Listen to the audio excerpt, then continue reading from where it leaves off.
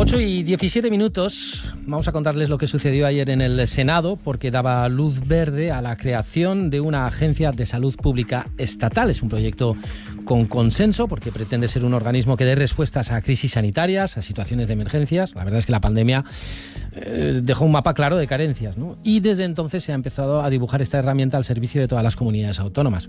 En Aragón, además, la verdad es que aspiramos a albergar, a ser la sede de este organismo. También es verdad que no está siendo fácil sacarlo adelante. Para hablar de ello, hoy nos acompaña en nuestros estudios Nuria Gallán, es la directora general de Salud Pública. Señora Gallán, ¿qué tal? Muy buenos días. Hola, muy buenos Bienvenida, días. Gracias por invitarme. Un placer, un placer. Bueno, la agencia estatal ya tiene luz verde del Senado. Sabemos que le queda recorrido porque imagino que después del Senado tiene que volver al Congreso, ¿no? Sí, de hecho tiene que volver al Congreso ya. En muy poco tiempo. Se prevé que este mismo mes de julio tendría que tener lugar ya la votación en el Congreso. Esto sería importante antes de que termine, ¿no?, el curso parlamentario, sí, ¿no?, y pueda arrancar. Sí. Fíjese, la agencia estatal que salía ayer del Senado tiene algunos cambios del texto que inicialmente llegó a la Cámara Alta y además son cambios a propuesta del Partido Popular. ¿Cuáles son? ¿Cuáles son, Nuria? Bien, hay varias enmiendas. Lo cierto es que lo más importante no enmienda la creación de la agencia, sino otras cuestiones que ocurren muchas veces, que se aprovecha una ley para meter a lo mejor modificaciones en otras leyes del mismo sector. En este caso aparecen ahí unas enmiendas que se refieren a otra ley, a la Ley de Garantías y Uso Racional de los Medicamentos. Ahí hay un problema con precios de referencia de medicamentos. Se aprovecha que existe una ley de creación de una agencia de salud pública para hacer otras cosas y es ahí donde hay más enmiendas, más que en la parte que se refiere a la agencia. También hay unas disposiciones relacionadas con la dispensación y el uso de medicamentos veterinarios en los que el Partido Popular ha introducido enmiendas, y también hay una disposición que se supone que va a modificar la ley de competencia desleal, y ahí lo que ha dicho el Grupo Popular es que se retire porque no tiene nada que ver con el objeto de la ley de la agencia, ni siquiera es un asunto sanitario. Es decir, que lo que ustedes quieren es que se hable de la Agencia Estatal de Salud Pública y que se tramite, porque ahí sí que parece que hay, hombre, no sé si en la totalidad de su fondo y forma, pero bueno, la idea yo creo que está asumida, ¿no?, por todos los grupos políticos. Sí, consensuar y aprobar una ley con un número de artículos importante y con un tema tan relevante como este no es sencillo, y seguro que todavía hay aspectos que se debería de pulir y mejorar la redacción, y en ellos está, y se había trabajado mucho ya desde hace meses en llegar a consenso sobre la redacción del articulado, y ya esperamos que muy pronto pueda salir adelante esa aprobación de la creación de esa agencia. Tal y como nos la tenemos que imaginar los ciudadanos, ¿a qué se va a dedicar esta agencia? Pues esto forma parte de una agenda de reformas que, como muy bien has dicho tú, después de la pandemia se vio que haría falta un refuerzo estructural de la salud pública en todo el país. La mayor parte de las cosas que se hacen en salud pública las hacemos las comunidades autónomas, pero el Estado tiene unas competencias y su reforma en el ámbito estatal consiste en crear esta agencia, mientras que las comunidades también estamos enmarcadas todas en esa necesidad, y muchas tenemos ya una agenda de reformas, como es el caso de Aragón, con la creación del Instituto de Salud Pública de Aragón. Esta agencia tiene que ser quien dé soporte, coordinación, y la cuestión más importante sobre crisis y emergencias, que sea la que sea capaz de hacer una buena coordinación también con las estrategias de seguridad nacional y otras estrategias, y sobre todo que impulse también la capacitación, la investigación, que refuerce todo lo que son competencias estatales, que son básicamente estas, la coordinación y las bases generales sobre las que luego las comunidades autónomas trabajamos. Es decir, que en una situación complicada que ya las hemos vivido y sabemos que las vamos a vivir, esta agencia empezaría a ponerse en marcha, a coordinar, a aglutinar. Entiendo que a tener una relación directa con las comunidades autónomas, por lo que nos ha contado, ¿no?, por esas competencias que tenemos las autonomías. Es decir, ahí poner un poquito de orden entre todos. Entiendo. Sí, de hecho ya existe una gobernanza que está funcionando, ha estado funcionando muy bien en los últimos años, que es el Consejo Interterritorial del Sistema Nacional de Salud, donde hay una comisión de salud pública y ahí acudimos los directores generales de salud pública, y después eso se eleva a la aprobación de los consejeros y de la ministra. Ese consenso y esa forma de trabajar ha estado muy bien en los últimos tiempos. Últimamente ya empieza a generar alguna tensión, pero bueno, esperamos que la agencia sirva para que esa gobernanza mejore. En ningún caso empeore. Ni en tiempos de tranquilidad sanitaria, que tocamos madera. Sí. Por favor, porque el 2020 todavía no nos hemos quitado ese susto del cuerpo, ni muchísimo menos. Sí. Pero nos decía que esa agencia también puede seguir trabajando en investigar, ¿no? Quizá en adelantarse incluso. En materia de salud pública son muchos los retos que hay. Entonces estamos obligados a investigar, a intervenir, a hacer investigación aplicada y ver un poco por dónde puede haber soluciones, porque los retos del siglo XXI están aquí ya y uno es una posible futura pandemia, obviamente, pero también hay muchos retos que tienen que ver con los vectores, con las enfermedades importadas, con la distribución globalizada de todos los productos alimenticios que viajan por todo el mundo, la seguridad alimentaria, las zoonosis.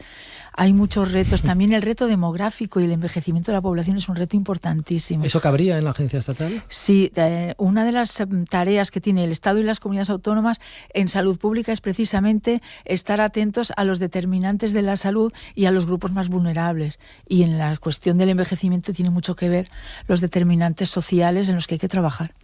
Ya sabe que Aragón, bueno, lo sabe mejor que yo, hemos levantado la mano y hemos dicho, pues esta agencia cuando exista estaría bien que estuviera aquí en Aragón. ¿Esto cómo lo ve? ¿Tenemos posibilidades o aquí hay que sacar los codos? Bueno, hay un Real Decreto que explica cómo se hace esto y ya se ha hecho en 2 ocasiones para la Agencia Estatal de Inteligencia Artificial, que finalmente se decidió el emplazamiento en La Coruña, y para la Agencia Espacial Española, que se fue a Sevilla. Hay una convocatoria que todavía no se ha producido. Se podría producir la convocatoria incluso antes de aprobar la ley, si se quisiera, pero parece que eso no va a ser así. Primero se aprobará la ley y luego una convocatoria que parte del Ministerio de Política Territorial, y ahí nos presentamos las comunidades candidatas. Va a haber una sana competencia, pero yo creo que la candidatura de Zaragoza es potente por muchas razones. El emplazamiento, la logística, la facilidad de comunicaciones con Madrid y con Barcelona, el ecosistema de salud pública que aquí tenemos, el enorme potencial que hay en universidades, centros de investigación, en la propia administración, en nuestros servicios territoriales de salud pública, que somos 470 personas trabajando por la salud pública, y todo eso hace que tengamos una candidatura potente. Ofrecemos un espacio singular. Todo lo que se ha ido considerando en las candidaturas de esas otras 2 agencias que citaba, los criterios que se tuvieron en cuenta entonces los hemos analizado y los cumplimos sobradamente, pero veremos a ver qué ocurre. Claro, esos vasos comunicantes de los que usted habla benefician a la agencia porque la pueden nutrir desde el propio territorio, pero ¿y a nosotros en qué nos beneficia tener una agencia de este tipo? Lo digo para saber hasta qué punto tenemos que batallar dentro del término. Bueno, nosotros tenemos el reto de presentar una candidatura lo más excelente posible, y si se consigue que la agencia venga a Aragón y a Zaragoza, estamos seguros de que va a haber una potenciación común, un beneficio común, porque es una simbiosis tener el Instituto de Salud Pública de Aragón y la Agencia Española en la misma ciudad, cooperando y teniendo esa cercanía en la que puede haber más intercambio y más fluidez para ambas partes. Hay muchos servicios que podemos ofrecer desde Aragón que puede necesitar esa agencia, y a la inversa ellos también pueden ser un apoyo para nosotros. Bueno, ese instituto que acaba usted de mencionar, el Instituto de Salud Pública de Aragón, es un proyecto que ya está encarrilado prácticamente, ¿no? Tiene que entrar en las Cortes de Aragón. No sé si lo que hace además es de alguna forma acompañar la dirección general como tal o incluso sustituirla, no lo sé. Bien, me gustaría, si me permites, primero distinguir qué es la salud pública y distinguirla de la sanidad pública, porque muchas veces la ciudadanía no lo diferencia. No estamos hablando de la asistencia sanitaria individual a cualquier paciente que necesita acudir a su centro de salud o al hospital. Eso no es salud pública, eso es sanidad pública. Nosotros trabajamos siempre pensando en la colectividad desde el enfoque de la población, y trabajamos en la vigilancia, la promoción, la prevención, todas esas cuestiones que tienen que ver con proteger la salud de los riesgos que nos rodean. Eso es lo que hacemos en salud pública. Siempre trabajamos por colectivos y poblaciones. Y en el instituto está ya su ley de creación aprobada, o el texto, por el Gobierno de Aragón hace muy poquito, el 9 de julio, se aprobó. Y entonces ahora es proyecto de ley, ya no es anteproyecto, es proyecto de ley. Ahora entra en las Cortes de Aragón. A la vuelta del verano se tendrá que debatir y esperemos que salga aprobada pues en lo que queda de año, ojalá. Estaremos muy atentos por lo tanto, vamos a repetir bien, el Instituto de Salud Pública. Sí, que quede bien claro. Me preguntaba si esto sustituiría incluso... Es así, lo que no va a haber es duplicidad, porque lo que se hace es transformar la actual Dirección General y los actuales servicios territoriales en esa nueva entidad para dotarla de una mayor autonomía, mayor pues, algún pequeño crecimiento presupuestario que está basado también en un crecimiento de tasas que es bastante sostenible económicamente hablando, y tener una mayor potencia y poder hacer frente a todos estos retos. Señora Gayán, este calor del siglo XXI es una cuestión de salud pública, si no me equivoco, ¿verdad? Sus efectos. Y tanto, porque es uno de los nuevos retos y de los riesgos ambientales y sanitarios que tenemos encima de la mesa desde hace ya unos años, y cada vez va a ir a más. El calor es un factor físico que afecta muchísimo a la salud, y la exposición a temperaturas extremas está demostrado que aumenta la mortalidad, y de hecho vamos calculando siempre cuál es ese exceso de mortalidad que se va produciendo en episodios de temperaturas extremas, y por eso tenemos un plan de vigilancia y de prevención, y cuando se desata una alerta porque va a haber un peligro de exceso de mortalidad, se lanzan mensajes y actuaciones a colectivos vulnerables, a residencias de ancianos, a centros de personas que tengan determinadas necesidades específicas, ONGs, Cruz Roja, ayuntamientos, se manda una alerta y se ponen en marcha medidas de prevención que pueden reducir esos efectos adversos. Claro, lo que pasa es que estos son medidas de prevención sobre el momento, es decir, vemos que vamos a tener una semana complicada, alertamos, recomendamos, estamos muy atentos, pero lo que está claro es que es un escenario que vamos a tener muy habitualmente, que se va a multiplicar en cuanto a los días exponencialmente, por lo tanto, algo más profundo hay que cambiar. Y entiendo que ahí, no solamente, por ejemplo, un Instituto de Salud Pública, sino incluso las ciudades, los ayuntamientos, es decir, por aquellos refugios climáticos y demás, vamos a tener que cambiar nuestra arquitectura urbana, incluso me atrevería a decir, ¿no? Cierto, lo que explicas está muy bien traído a la conversación, porque la salud muchas veces no la ganamos ni la perdemos en el dispositivo asistencial, la ganamos y la perdemos en nuestro día a día, y hay muchas políticas que parece que no, y resulta que también trabajan a favor de la salud o en contra, y entre ellas la política urbanística, de vivienda, la política social, económica, educativa, y por supuesto en el tema del calor, el urbanismo es importantísimo. En el centro de las ciudades tenemos una isla de calor, podemos tener 7 grados de temperatura más en el centro de Zaragoza que en el barrio de Miralbueno.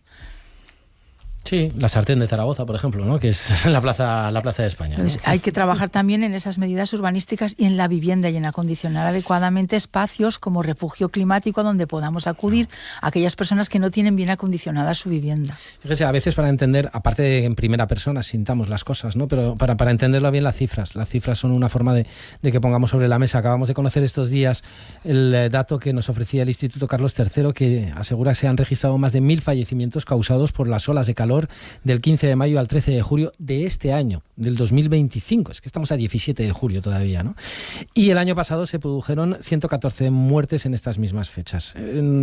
A ver, estas cifras representan un aumento claro, evidente, de la mortalidad.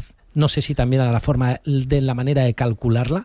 ¿Tenemos nosotros datos aquí en Aragón? Sí, tenemos datos. Hay que decir que estos son datos provisionales, son estimaciones que después se tienen que terminar de validar y corregir. Por tanto, no sería nada raro que si nos preguntan por estos datos en el mes de octubre, demos un dato ligeramente modificado, porque ahora es provisional.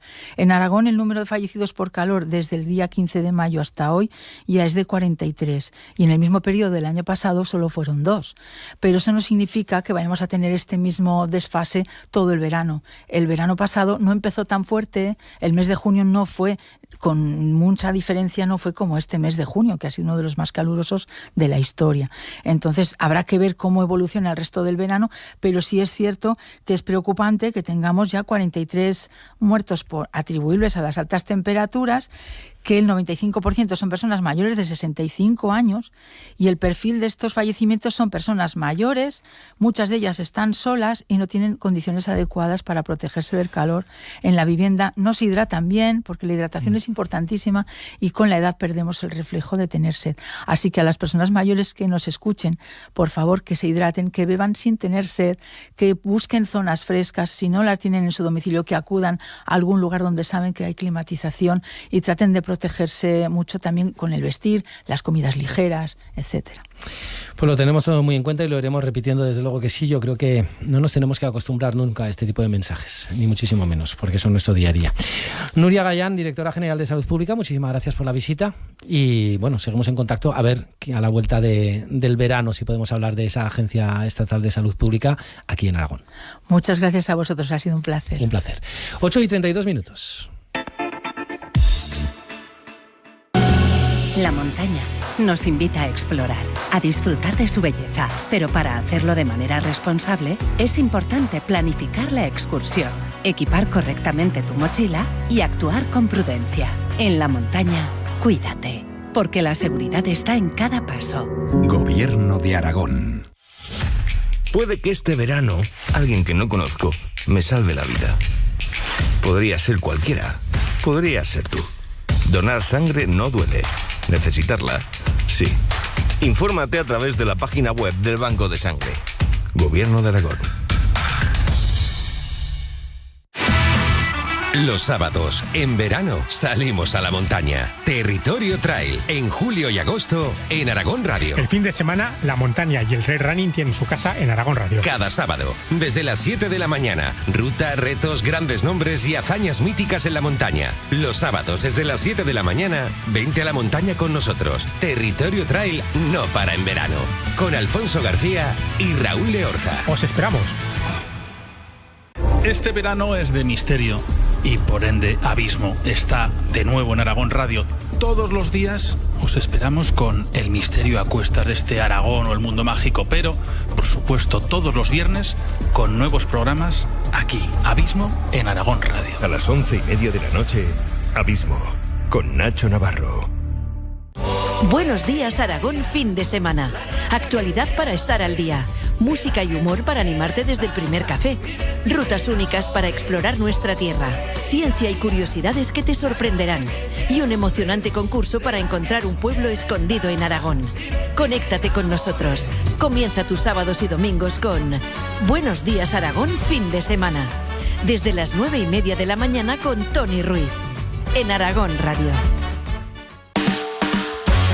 El mundo de la ciencia en Ágora. Abrimos nuestro Ágora, bienvenidos. Zetas, la voz de los más jóvenes. ¿Crees que la tendencia, Pablo, va a ser a que ya todo el mundo ligue por Instagram? La tradición y la innovación de la cocina en A Fuego Lento. Hablamos de un postre tradicional hecho con... Entra en Aragón Radio Podcast y disfruta del mejor contenido donde y cuando quieras.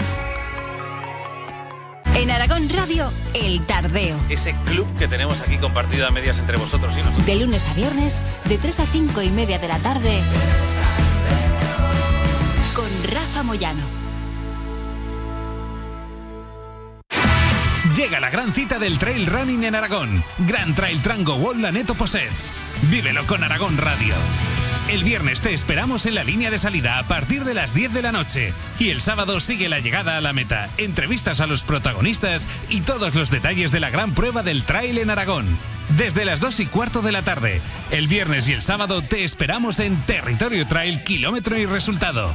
Escúchanos en la FM, en aragonradio.es o en nuestra aplicación móvil. Con Alfonso García y Raúl Leorza. Los sábados y domingos, tu cita semanal con la agricultura y la ganadería en Aragón Radio. De puertas al campo. Desde las 8 de la mañana, toda la información del sector primario. Pero a nosotros nos gusta aquí en De Puertas al Campo contarle a la gente que no es del campo lo que pasa en el campo. Con Carlos Espatolero. Aragón Radio, la radio que cree en ti. ¿Estás listo para un viaje fascinante a través del tiempo? Este verano, de lunes a viernes a las 9 de la noche, un nuevo capítulo de Historia de Aragón. Los personajes más relevantes. El turolense Segundo de Chomón. Los secretos mejor guardados. Que no llegaron a tener hijos, ¿no? Son cosas que se han conjeturado. Los acontecimientos que dejaron huella. Nápoles quedó separada de nuevo de la corona aragonesa. ¿Cómo fueron las llamadas guerras italianas? Historia de Aragón. Este verano, de lunes a viernes a las 9 de la noche, con Sergio Martínez y Santiago Navascués. Entra en Aragón Radio Podcast y disfruta del mejor contenido. Engánchate al misterio con Abismo. En este programa nos gusta de vez en cuando desclasificar documentos. Redescubre los acontecimientos más importantes del pasado en Historia de Aragón. En aquella campaña militar del 1084, el rey Al-Mutamán de Zaragoza. Y la montaña como forma de vida en Tierra de Aventuras. Un sendero local. Teruel 50 es una ruta de ida y vuelta. Entra en Aragón Radio Podcast y disfruta del mejor contenido donde y cuando quieras. Picture me upon your knee with tea for two and two for tea. Me for you and you for me alone. Nobody near us to see us or hear us. No friends or relations. Weekend vacations. We won't bring our telephone, dear. They'll rig all awake and stop to bake a sugar cake for you to take and all the boys to see. We will raise a family, a boy for you. Can't you see how happy we would be? 8:37 de la mañana, yo creo que es el mejor momento del día, en este jueves, tal y como nos han anticipado que va a caer en Zaragoza, en todo Aragón, vamos a volver a pasar mucho calor, hemos estado hablando con la directora general de Salud Pública de que el calor además es una cuestión ya de salud pública, así que sobre todo que beban mucho, aunque no tengan ganas, bueno, que beban lo necesario, que tampoco consiste esto en estar dando tragos todo el día. María López, ¿qué tal? Buenos días. Hola, buenos días. ¿Charlamos un poco hoy por la mañana? Sí. Claro. Sí. Jorge Heras, buenos días. Buenos días. ¿Charlamos un poco? Por supuesto, vamos a hablar. Es que hay mucha actualidad. Te he mezclado apellido y nombre con Roberto Pérez, buenos días. Buenos días, Jorge, lo que podía haber salido de ahí, A saber. Vaya mezcla. Qué híbrido. Claro. Hombre, un Roberto híbrido Heras, ¿no? Que estamos en pleno tour, además. Si hubiese intercambiado de otra forma, un Roberto Heras tenemos aquí el Tour de Francia. En fin, que no la voy a liar. Enseguida hablamos un poquito de todo, sobre todo, evidentemente, el gran tema del momento es ese trabajo que se está realizando desde el Gobierno Central, o digamos esa negociación con la Generalitat para la financiación singular, pero no nos olvidemos de que además de 3 contertulios tenemos unos cuantos miles más que tienen a su disposición Ainara Werri, nuestro WhatsApp, para colaborar y participar en lo que quieran. Siempre queremos escucharles o leerles. Este verano se ha puesto en marcha un programa que se llama Naturaleza y Salud, de la mano de las 2 áreas que gestionan estos departamentos en el Gobierno de Aragón. El objetivo, actividades guiadas por entornos naturales de Aragón para mejorar las patologías que tenemos como el estrés, o al menos para llevar mejor situaciones de tratamiento. Van unos ejemplos. Actividades en el paisaje protegido de San Juan de la Peña y Monteroel, también en la zona, por ejemplo, de los Pinares de Rodeno, en colaboración con centros de salud de las 3 provincias. Es decir, pueden ustedes hablar con su médico para ver dónde ir y qué les recomiendan en centros de salud como Verdún, Echo, Piescas, Broto, Jacas, Sabiñán y Goyaínsa en la provincia de Huesca. En Teruel están los centros de salud de la propia ciudad, Teruel Centro, Teruel Ensanche, Cella, Villel, Albarracín y Santa Eulalia del Campo. En el sector Zaragoza 3, los centros de salud que están dentro del programa son Épila, Gallur, Illueca, Sabiñán, Borja y Tarazona.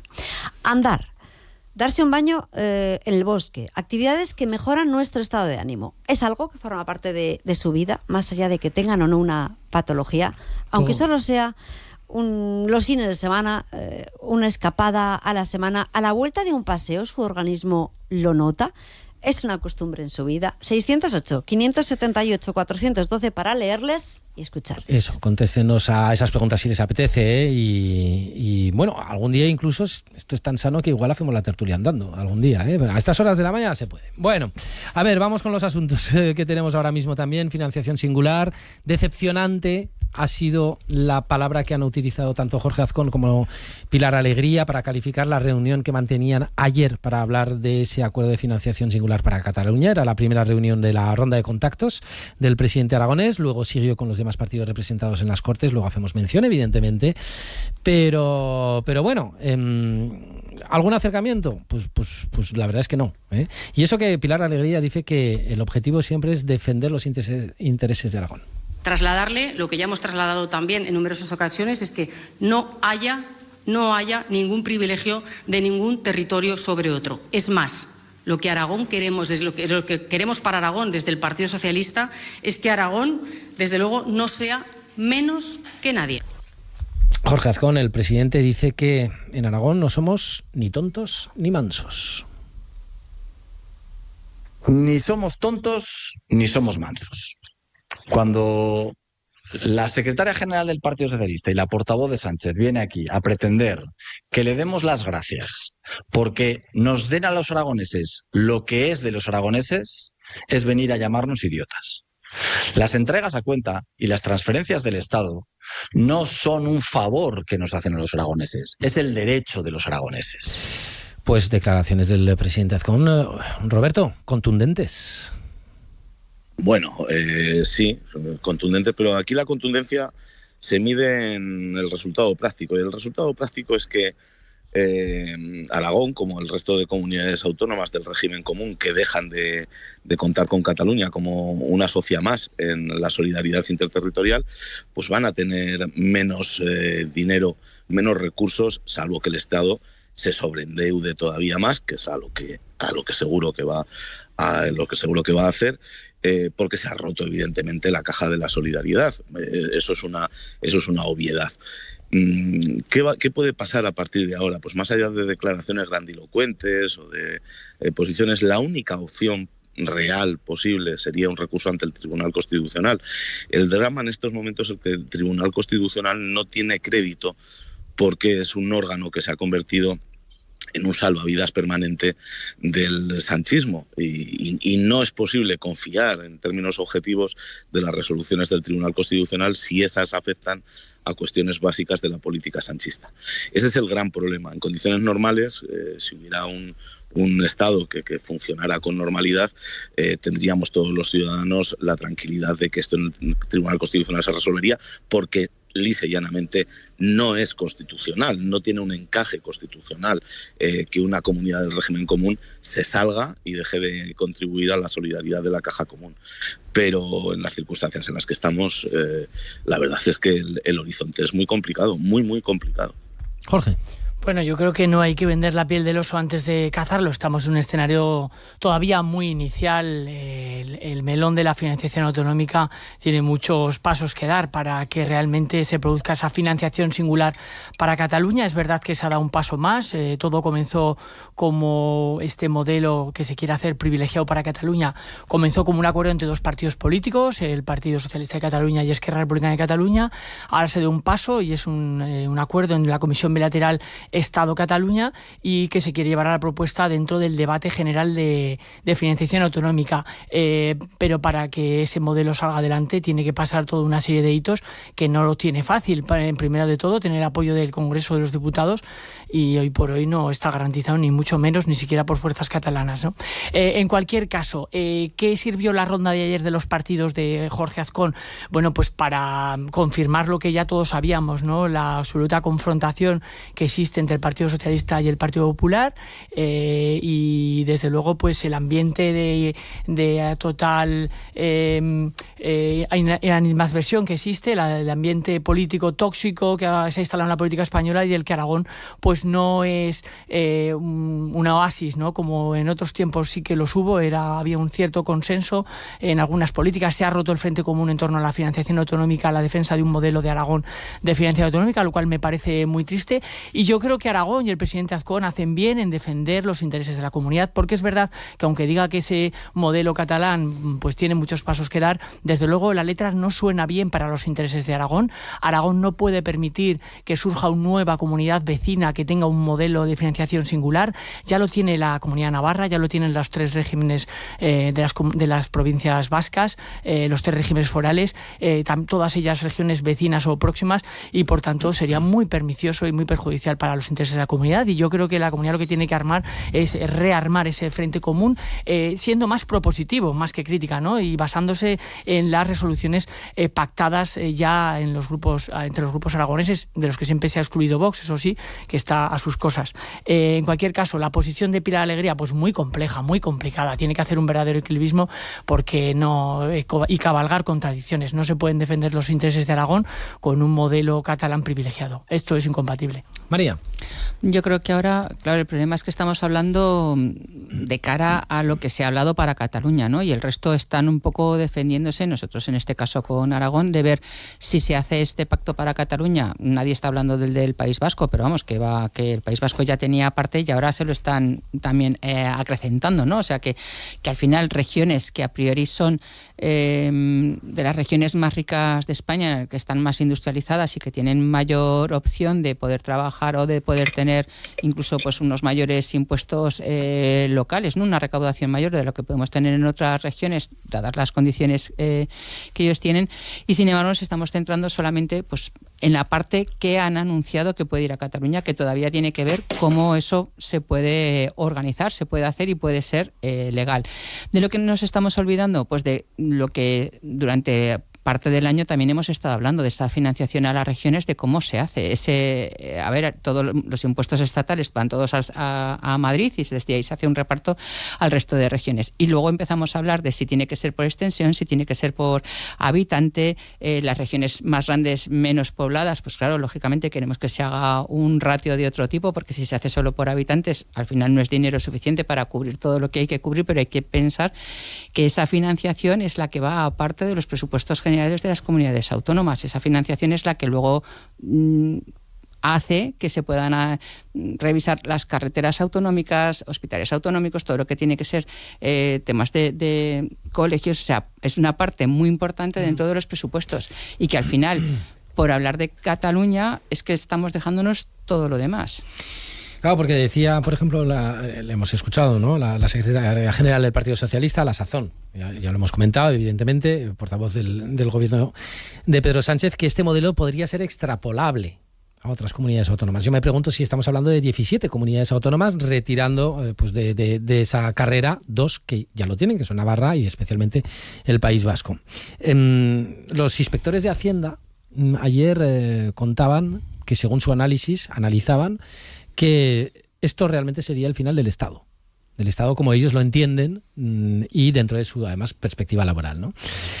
Pero claro, alguien dirá, Roberto, sí, pero es que a Euskadi, por ejemplo, y a Navarra es que les va muy bien. Que igual, claro, que cada comunidad autónoma es diferente, pero es que les va muy bien. Entonces aquí el totum revolutum de reflexiones, Roberto, no sé a dónde nos tiene que llevar. Bueno, ahí hay una anomalía.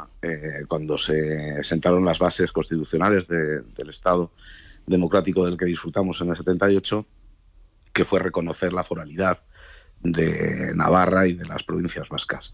Y digo que es una normalidad porque es evidente que es una normalidad. Hay dos comunidades autónomas que no entran en la caja común, que ellas recaudan todos los impuestos y que luego le pagan al Estado una parte que el gobierno de turno negocia puntualmente según cuáles sean sus necesidades del partido en el poder para contar con los apoyos del PNV, del nacionalismo vasco y tal. Del PNV ha sido tradicionalmente.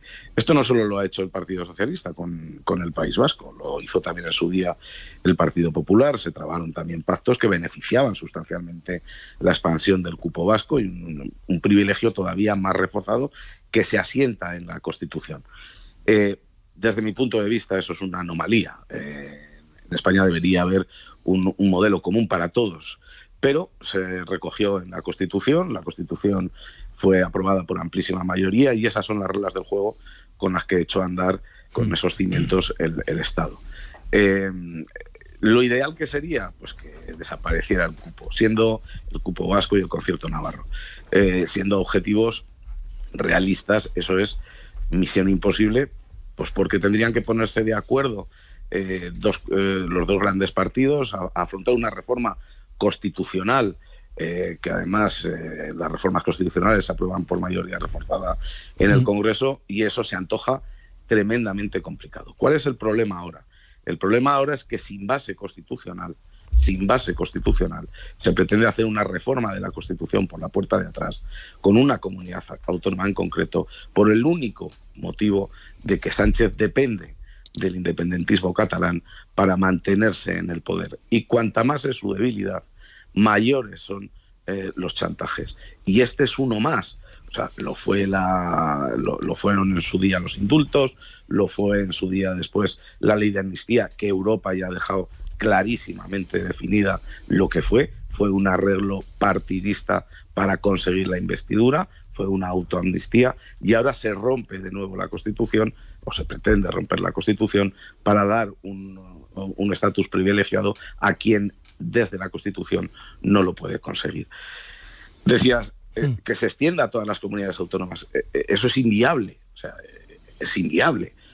Además de una tremenda injusticia, eso rompería evidentemente la base financiera del Estado. Y no se puede conseguir. ¿Cómo se podría sufragar eso después? Pues se podría sufragar a base de deuda, de disparar la deuda del Estado, que al final es en perjuicio también de las comunidades autónomas. El encaje es imposible, es constitucionalmente imposible y técnicamente imposible. Lo que es urgente es afrontar una reforma del sistema de financiación autonómica que ya está caducado desde hace 10 años, claro, y que realmente las comunidades autónomas tienen una infrafinanciación, cada una con su singularidad, pero así es, y esto es un debate que habría que afrontar, lo que se ha ido demorando, y es verdad que en el actual contexto político de frentismo y de polaridad, pues veo difícil que pueda haber un entendimiento, donde además aquí los frentes no van por partidos políticos ni por colores, sino por comunidades autónomas, porque los intereses son contradictorios, y bien sabemos que Aragón está con las comunidades del interior, con las comunidades despobladas y más envejecidas. Ahí están esas alianzas que en el pasado tejió Javier Lambán, ¿no?, con otras comunidades autónomas para defender eso en el debate de financiación autonómica, y los intereses de las comunidades más pobladas, que aquí Madrid, Cataluña y Andalucía coinciden en eso y en imponer ese criterio, es el que quieren hacer prevalecer. Yo creo que es una línea roja el romper la caja común y el régimen común. Yo creo que carece de sentido desde el punto de vista de la eficiencia tributaria y de la gestión, y además yo creo que sí que hay que avanzar en la cogobernanza de este país y igual hacia un sistema más federalizado, pero no en cuestiones que tienen que ver con los tributos. En cuanto al cupo vasco y navarro, bueno, yo creo que esto es intocable, está en la Constitución, nos guste o no, puede generar situaciones de desigualdad entre territorios, es posible, pero es algo que está recogido en la Constitución y tenemos que aceptarlo así. En cualquier caso, quiero decir que Aragón ni siquiera estas desigualdades venidas por estas cuestiones de foralidad le han impedido pues atraer inversiones, como lo estamos viendo en los últimos años, ¿no? Y por tanto, este debate debe afrontarse entre todas las comunidades autónomas de una manera multilateral. No puede afrontarse ya con un guión ya prescrito por una comunidad autónoma que además es de las más ricas. De todas formas, Jorge, es que nos olvidamos... Un brevísimo apunte. Fijaros que es difícil que se pongan, como decía Jorge, porque esto viene de antiguo, es muy difícil que se pongan de acuerdo todas las comunidades autónomas del régimen común para decidir cuál es la fórmula que les viene bien. Quiero decir, hay unas comunidades autónomas que tienen mucho territorio y poca población y muy envejecida, que es el grupo de Aragón, y otras que tienen poco territorio y mucha población, y que efectivamente, al margen de colores políticos, coinciden en cuáles hay dos grandes bloques, ¿no? O sea, es muy difícil que se pongan todas de acuerdo. Ahora, sí que se han puesto todas de acuerdo para decir que Cataluña no.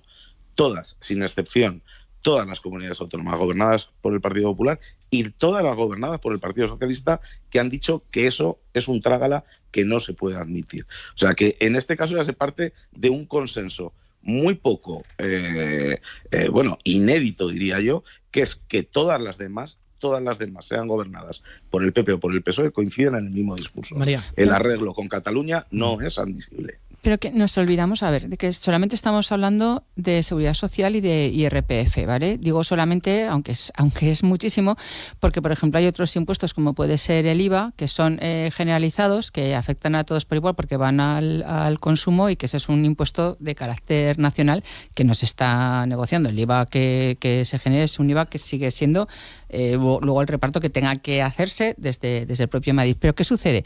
Que claro, la seguridad social es que pensamos muchas veces que todos son cajas estancas, y no es verdad. O sea, cuando luego toque hablar de las pensiones y que no hay dinero para las pensiones y que cada vez nos tenemos que jubilar más tarde porque hay que seguir aportando al sistema, es porque el dinero aquí para la seguridad social no da para cubrir todo lo que tiene que cubrir de distintos, todo lo que tenga que depender, ¿no?, de seguridad social.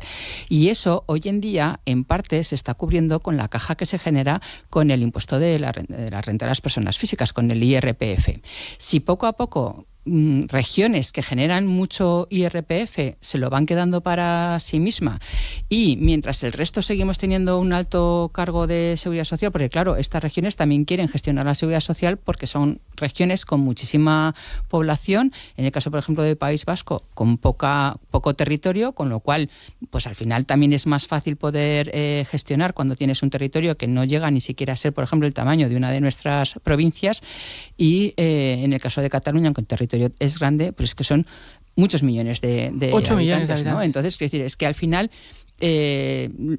no puedes estar de esa forma, porque no solamente es que llegue menos dinero, no solamente es que luego pueda haber menos dinero para repartir a las distintas comunidades, que insisto, es una parte importante del presupuesto general de cada comunidad autónoma, es que eso luego afecta también al resto de los ciudadanos de otra forma, porque cuanto más saques, cuantas más necesidades tengas en la seguridad social y más saques del IRPF, menos va a haber para poder aportar y menos garantías vas a tener a futuro de eso que tenemos también por derecho, que es, por ejemplo, cobrar nuestra posible pensión de jubilación o de viudedad o de lo que cada uno tenga que cobrar. En cualquier caso, algo habrá que hacer, y también habrá que reconocer, yo no soy partidario de este modelo que se plantea para Cataluña, pero es cierto que Cataluña tiene está infrafinanciada, que es una comunidad con 8 millones de habitantes, que es de las que más aporta y menos recibe. Esto también hay que ponerlo encima de la mesa. Ahora bien, hay que ponerlo encima de la mesa en un debate multilateral donde hay que poner las circunstancias y singularidades de las diferentes comunidades. Y esto de dar prebendas a comunidades por pactos nacionalistas, con partidos nacionalistas, pues es muy viejo. Aznar lo hizo ya cuando llegó a la Moncloa en el año, si no recuerdo mal, 96, cuando cedió el 30% del IRPF. Rajoy, en el final de su legislatura, firmó un cupo vasco a la medida de los intereses del País Vasco fenomenal para aprobar sus últimos presupuestos, y es una constante. Por lo tanto, esto de llevarnos las manos a cabezas y esto de ser tanta catastrofista, de que se rompe España, a mí me sobra. Yo exijo un debate más riguroso y sereno sobre financiación autonómica. En todo caso, esta reunión que convocaba, una reunión por cada grupo parlamentario o partido que tenemos en las Cortes de Aragón, el presidente Azcón, pues con Junta Aragonesista, con Vox también, con Aragón Teruel existe, con Podemos, con Izquierda Unida y con el Partido Aragonés, cada uno les ofrecieron sus propias visiones.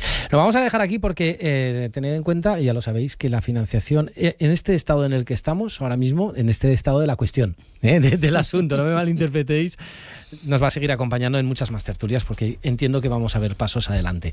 Enseguida vamos a irnos a la información, pero antes sí que ya os voy dejando caer el próximo tema, que ha sido el debate sobre el estado de la ciudad que hemos tenido aquí en la Plaza del Pilar, si me permitís. Ainara, los grandes trazos de los que podemos debatir a la vuelta del boletín informativo, ¿cuáles son? Información que interesa al ciudadano. Ahí vamos. Empezamos por vivienda. Hay novedades porque se ha apoyado un incremento del parque de vivienda pública y la creación de un registro público de solicitantes. Apuntamos. En cuestión de movilidad, importante. Han salido adelante cuestiones como la creación de un plan integral de movilidad en la ciudad que contemple más seguridad. Y aquí hay que entrar en detalles porque se aprueba la implantación de la tecnología ART para prolongar la línea 1 del tranvía hasta Arcosur y en el lado contrario hasta el Hospital Rollo Villanova. Servicios, más promesas alcanzadas, la apertura urgente de una comisaría en el casco histórico y dotar a la policía local de pistolas Taser. Otras cuestiones que han salido a debate y que el diálogo ha permitido sacarlas adelante son la creación de una oficina antiocupación en el casco histórico, un nuevo cuartel de la policía local, la exigencia al Gobierno de España para que asuma su responsabilidad en inmigración y el rechazo a lo que venís hablando, la financiación singular. Y cerramos con otra propuesta convertida en proyecto de futuro, la creación de un nuevo albergue municipal. Bueno, pues no son pocas las cosas que podremos analizar. Otra cosa también es analizar hasta qué punto cuajan luego las propuestas de resolución que se plantean en los debates sobre el estado de la ciudad, y no me refiero al de Zaragoza, me refiero a cualquier debate sobre el estado de la ciudad, incluso a los debates sobre el estado de la comunidad. Recordemos que esto se eleva hasta el debate sobre el estado de la nación, ¿no? Pero si os parece, lo que hacemos, Jorge, María, Roberto, nos vamos al debate del estado de la ciudad dentro de escasamente 5 minutos, en cuanto nos hayamos puesto un poquito al día.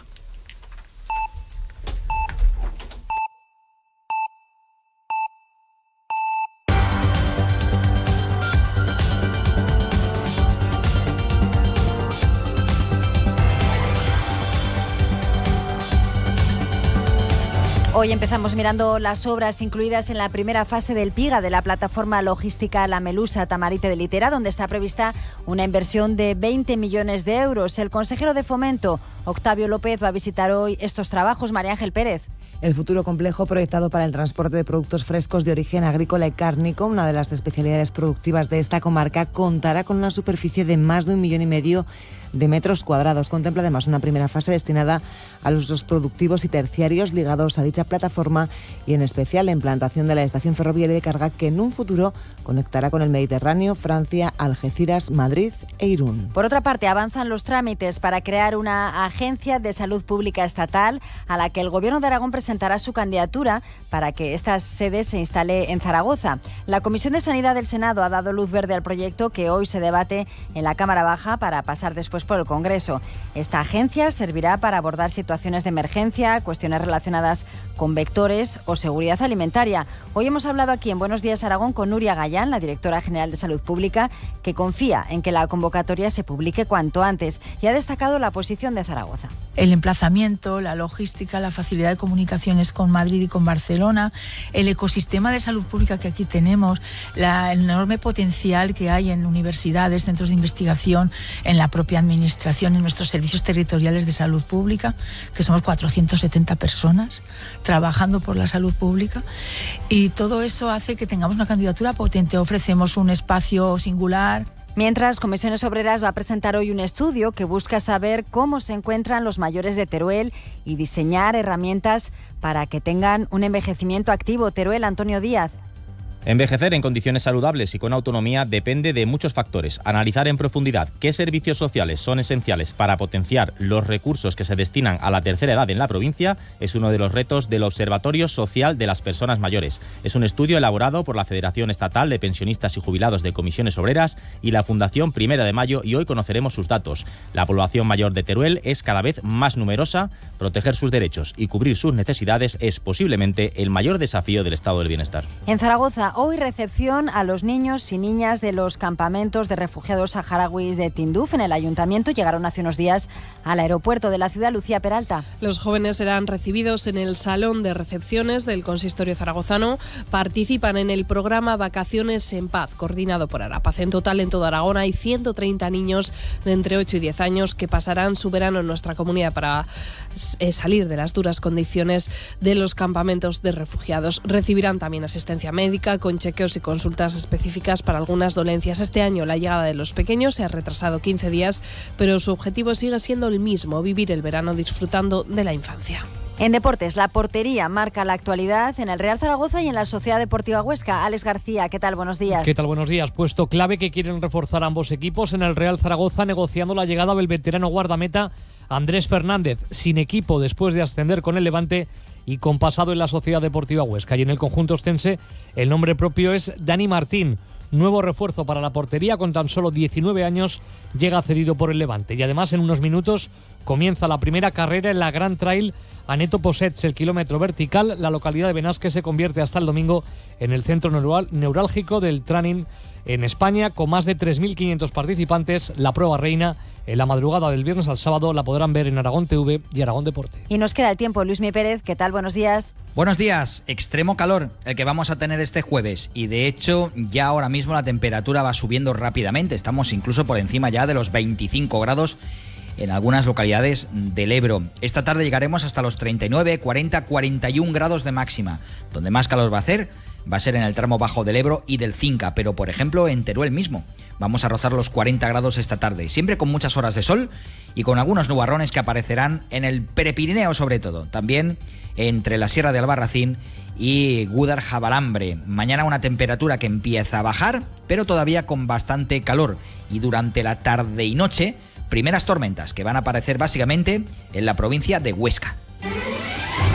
Buenos días, Aragón.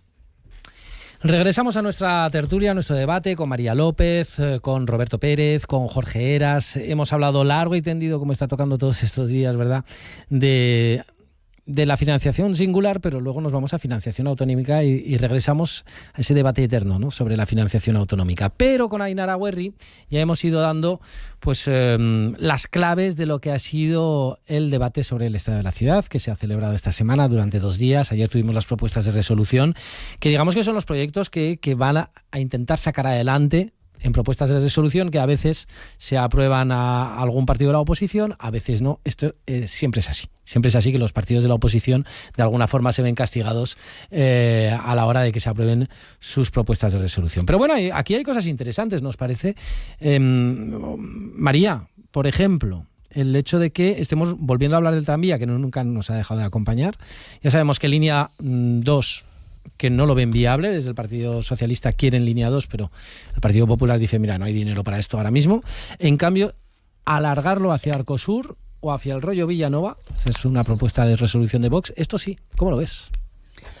Hombre, a ver, esto es algo que siempre comentamos, porque al final, cuando se hizo la línea 1, la única línea que en estos momentos existe, más o menos sí que cubría unas necesidades, pero ya en esos momentos se planteaba hacer como una especie de cruz, de forma que tienes, sobre todo aprovechando porque el eje este-oeste sí que se podía utilizar, que también en su momento se habló no tanto de tranvía, sino incluso de una especie de metro, ¿no?, porque tenemos ya la parte que hoy en día pues también es un poquito el cercanías, aunque se ha quedado corto en hasta dónde y cómo llega, ¿no?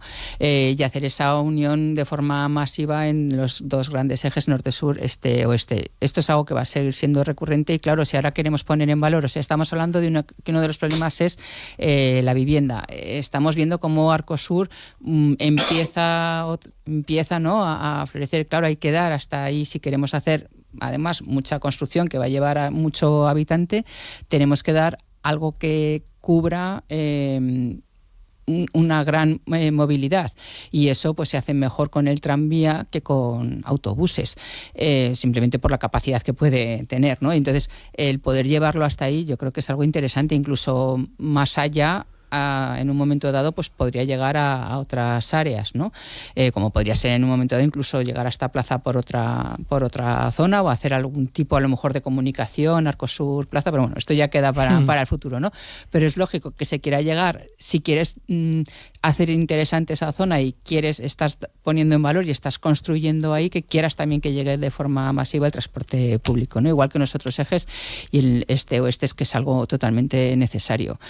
Cuanta más movilidad de gran capacidad podamos hacer, tanto aérea como subterránea, y es verdad que es muy caro, pero es verdad que son inversiones que a futuro hay que mirarlas, que son necesarias y que se puede hacer, que sí, que tenemos 3 ríos, pero que es que en islas como Inglaterra, en ciudades con ríos más grandes que el nuestro, como pueden ser las alemanas, que están al lado del Rin, tienen gran capacidad de transporte, de gran capacidad subterráneo, con obras faraónicas.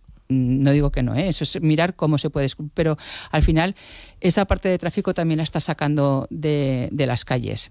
Puedes generar el tráfico de otra manera, y también puedes hacer centros de ciudades que sean pues más apacibles para la gente, ¿no? Y darles otro cariz. Entonces, es un modelo que al final unos promueven, otros critican, que hay que tomar la decisión de qué se hace, pero que si queremos dar más vivienda y queremos generar nuevos barrios, tienes que llevar también movilidad. Las conexiones, la movilidad, Roberto, ¿verdad?, enlazadas, ¿no?, con ahora mismo políticas de vivienda, que esto es otra de las grandes cosas que luego lo hablamos. Roberto.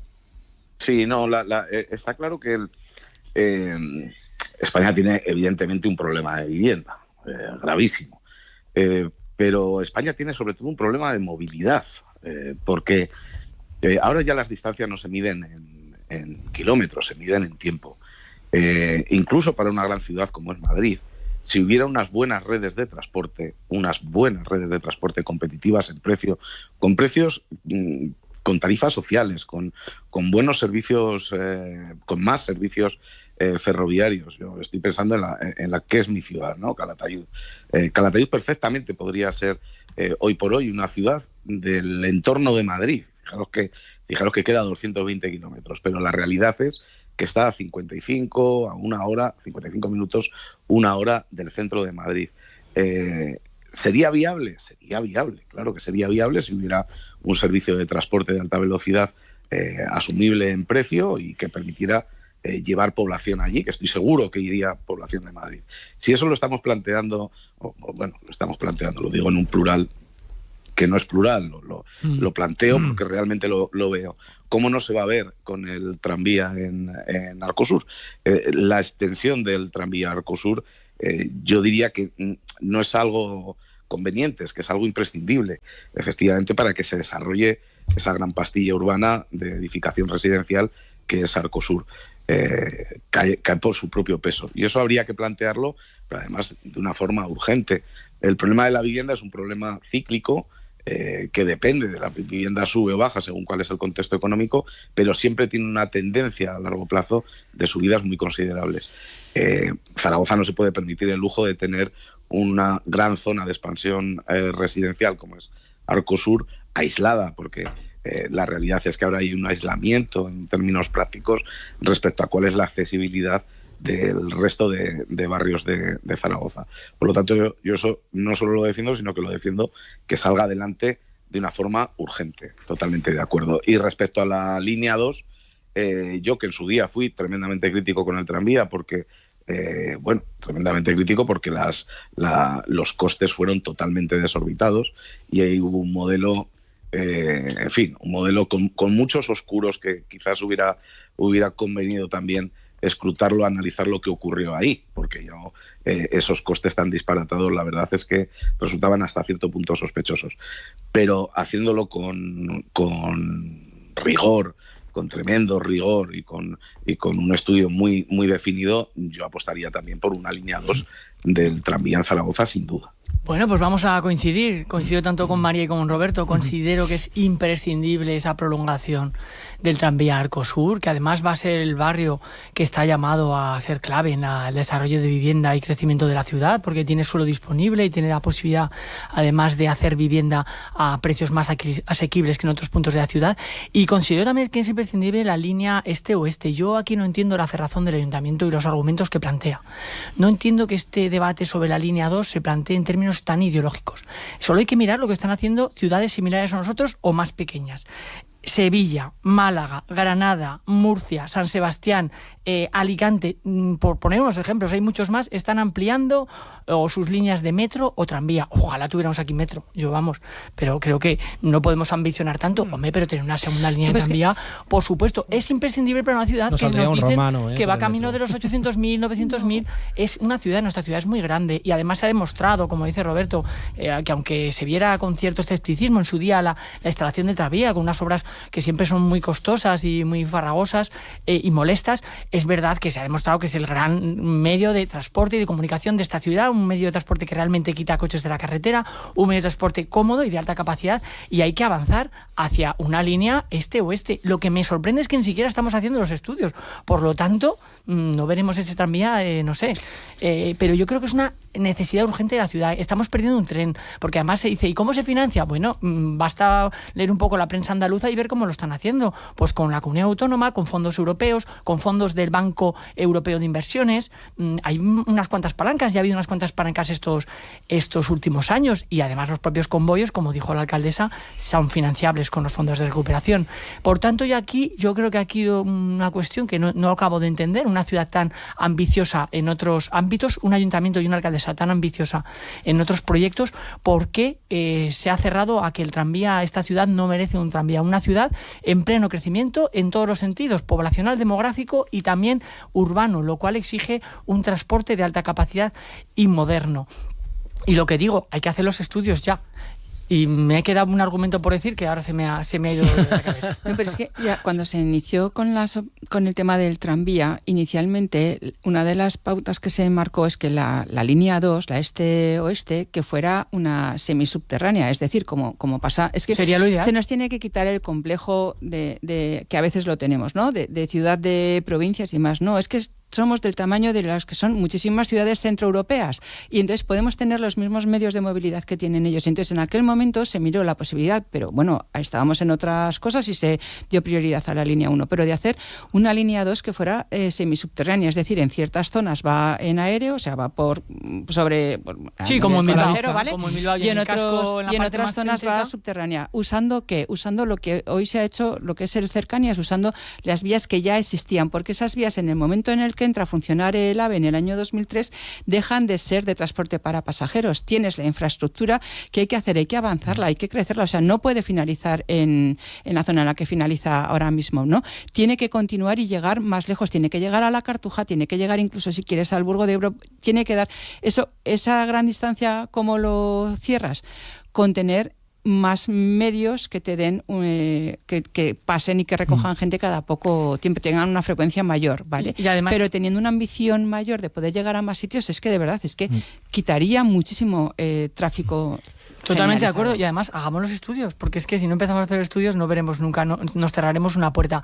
Y lo que se me estaba yendo antes el santo al cielo es que es difícilmente injustificable que se diga que este proyecto no puede salir adelante por razones financieras cuando la ciudad y la comunidad autónoma estamos impulsando un nuevo estadio de fútbol que nos va a costar a todos los aragoneses, no solo a los zaragozanos, también a los que viven en Huesca y Teruel, pues en total es un proyecto cercano a los 200 millones de euros. Un proyecto que yo considero necesario e imprescindible, pero por favor, no se puede decir que por razones financieras no tiene sentido una segunda línea de tranvía. Plan integral de movilidad, el tranvía, la comisaría en el gancho, vamos a decirlo así comúnmente, las pistolas Taser, la oficina antiocupa, el parque de vivienda pública. La oficina antiocupa es una cosa un poco exótica, ¿no? Entiendo que será algo de Vox, porque la que ya existe actualmente tiene menos de 100 consultas, 85 en el último año. No sé si tiene mucho sentido mantener una oficina antiocupación. Yo creo que más viendo el problema de la vivienda y de acceso a la vivienda y viendo los desahucios recientes, habría que pensar más una oficina, ¿no?, de soluciones habitacionales para los jóvenes y familias con salarios medios, ¿no? Porque creo que el problema está ahí, no en la ocupación, que afecta al 0,06% de nuestras viviendas. ¿La pondrías, Roberto? No, ya existe. Yo es que creo que la ocupación no se soluciona con una oficina antiocupación. El problema de la ocupación es un problema legal. Es un problema legal. O sea, no es de recibo que alguien entre ilícitamente en tu vivienda, se instale en ella, tú estés obligado a pagarle la luz, el agua, la comunidad, todos los suministros. Eso es un disparate. Es un disparate en política comparada con cualquier país civilizado al que pretendamos equipararnos. Es más, diría yo, hasta con países incivilizados o mucho menos desarrollados democráticamente, o estados de derecho muchísimo menos desarrollados que el español. Desde luego eso tú lo comentas con alguien del extranjero y flipa, ¿no?, como decimos vulgarmente. El problema no es una oficina antiocupación al que llega el afectado por la ocupación y qué solución le dan. ¿Qué solución le dan? ¿El desahogo? No, si lo que hace falta es una reforma legislativa en la que, por ejemplo, la ocupación se considere un delito penal, en el que existan una serie de plazos para inmediatamente dejar esa vivienda vacía y en la que se persiga a quien infringe la ley en ese orden. El resto son políticas, ideas de maquillaje, pero no entran en el fondo del asunto.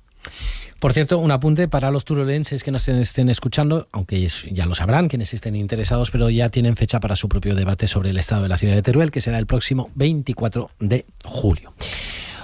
Constantemente estamos viendo el titular en las pantallas que rodean este estudio. Lo hemos contado también, evidentemente, desde que se conoció la noticia. Ayer me refiero, nombre propio, Cristóbal Montoro. Un juez de Tarragona investiga al ministro de Hacienda por supuestamente aprovechar su cargo para crear una red de influencias que impulsaría, lo pongo todo en condicional porque esto es presuntamente con adverbio, impulsaría modificaciones legislativas para favorecer a empresas gasistas a cambio de importantes pagos. Y bueno, pues esto primero lo adelantó La Vanguardia, luego a la agencia EFE, y a partir de ahí pues parece que sí que se ha levantado el secreto de sumario. Entonces, esto yo tampoco sé si esto significa quizá que la investigación viene de lejos, se ha levantado el secreto del sumario y lo hemos podido llegar a conocer ahora mismo. Pero en todo caso, estas cosas el ciudadano pues ve ministro imputado. María. Sí, bueno, eso quiere decir simplemente que se está investigando, que hay evidencias, pero de momento que eso todavía no sabemos si va a llegar a posibilidad de juicio o no. Simplemente, pues bueno, pues quieren ver esa conexión que ha podido haber con su despacho de abogados y los cambios que ha podido haber legislativos. Yo creo que es algo que también que viene ya de lejos. En 2017 tuvo otra investigación también con su despacho de abogados que luego se quedó en agua de borrajas. Entonces, bueno, pues ahora de momento pues está esa investigación, se levanta el secreto de sumario. Como estamos con el caso del PSOE, pues lógicamente sacar temas del PP, pues también hay cierta parte que les interesa. También en este caso hay que pensar que es alguien de que ya no está en política y que viene de la época pasada, y veremos a ver en qué queda, si sigue quedando como la investigación del 2017, en agua de borrajas o de verdad tiene fondo. El señor Montoro dejó huella, dejó huella. O sea, yo automáticamente lo visualizo en el Congreso de los Diputados perfectamente. Todos los ministros de Hacienda dejan huella. Es verdad. Todos. Jorge. Bueno, pues sí, una sorpresa, ¿no? Desde luego el asunto pinta feo. Está imputada toda la cúpula del Ministerio de Hacienda de aquellos años, en el gabinete entonces de Mariano Rajoy, un ministro más de gobiernos del Partido Popular bajo la sombra de la corrupción. Ya hay varios condenados y otros tantos que acabaron imputados, y desde luego sin duda veremos cómo se dilucida este asunto. Es una investigación que viene de hace 7 años, eso sorprende, ¿no?, la lentitud en la forma de actuar de la justicia, pero el asunto, como digo, pinta feo, porque habla de tratos de favor, de cambios legislativos ad hoc para beneficiar a empresas gasistas, ¿no? Y esto es sin duda de una enorme gravedad, y es una torpedo en la línea de flotación, por supuesto, del discurso del Partido Popular en estos momentos, que trata de vendernos que la corrupción es solo una cosa del sanchismo, ¿no? Y para nada, ¿no? Creo que hay que hacer autocrítica. Los dos grandes partidos tienen que hacer autocrítica. Las sombras de la corrupción siguen también atrapando al Partido Popular, con casos todavía sin resolver y sin acabar, y uno nuevo. Y ayer también conocimos además que el novio de la presidenta de la Comunidad de Madrid, pues también una petición de cárcel de 3 años y 9 meses, ¿no?, por un fraude fiscal, y además también con otro proceso abierto, ¿no?, por corrupción de los negocios. Por tanto, la corrupción es sistémica en este país, desgraciadamente, y hay que tomar medidas, porque desde luego vemos que afecta a diestra y siniestra. Roberto. Pues hay que ser muy contundentes, y hay que olvidarse de la afiliación política del afectado.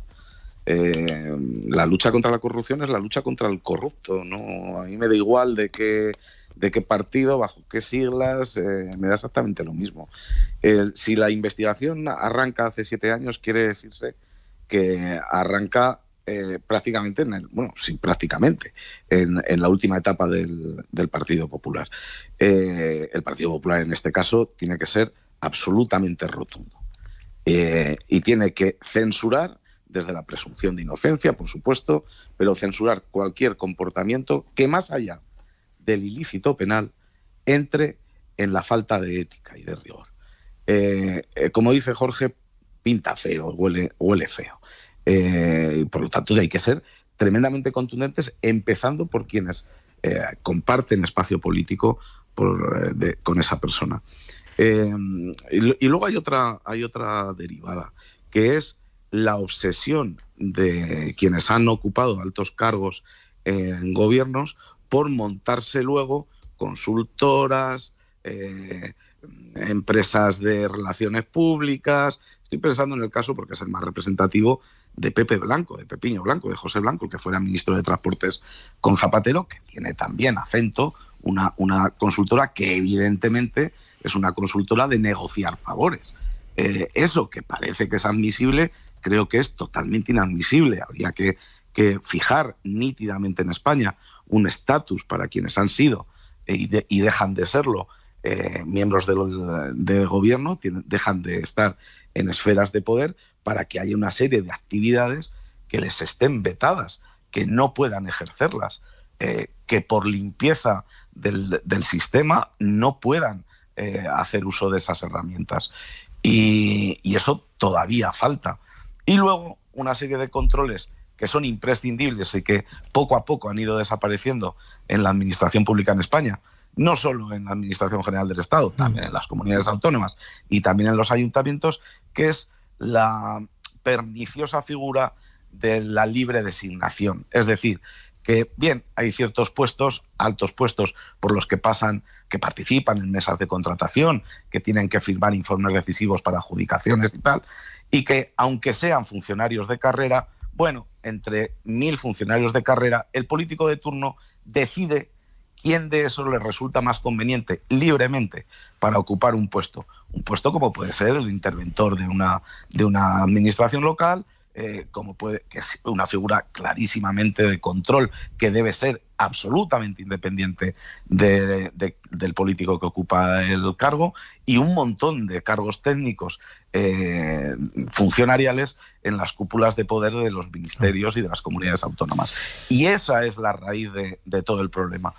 Volviendo al caso de Montoro, evidentemente, en fin, yo creo que el Partido Popular debería salir rápidamente para, desde la presunción de inocencia, censurar sin matices pues unos comportamientos que cuando menos son muy, muy espesos.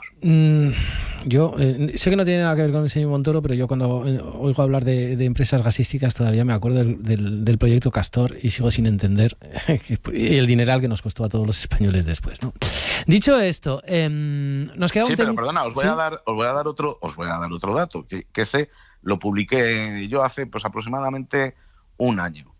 El hijo de González Pons, siendo apoderado, mientras González Pons está en la Unión Europea, tal igual. Bueno, González Pons siempre ha estado en política, no se le ha conocido otra actividad en el Partido Popular. Y el hijo de González Pons, y sigue estando en la cúpula, el hijo de González Pons siendo apoderado en España del gigante energético gasista ruso, putiniano, de Gazprom.